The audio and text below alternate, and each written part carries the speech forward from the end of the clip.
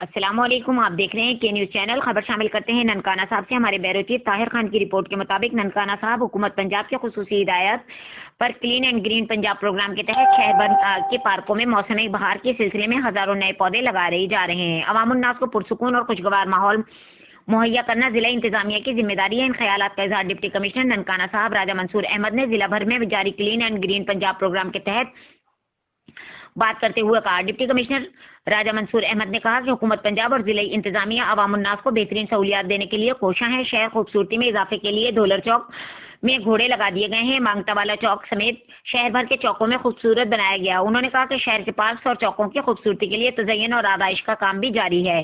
Deputy commissioner نے کہا کہ کلین اینڈ گرین پنجاب مہم کے تحت ضلع بھر صفائی ستھرائی مہم تحت کے پارکوں کی بحالی کا کام تیزی سے جاری ہے، جس کے تخلیقی انتظامیہ، میونسپلٹی کمیٹیاں، تحصیل کونسل، لوکل گورنمنٹ سمیت دیگر متعلقہ محکموں کے افسران کے زیر نگرانی صفائی ستھرائی کروائی جا رہی ہے۔ گلیاں، بازار، سڑکیں اور فٹ پاتھ کشادہ کیے جا رہے ہیں۔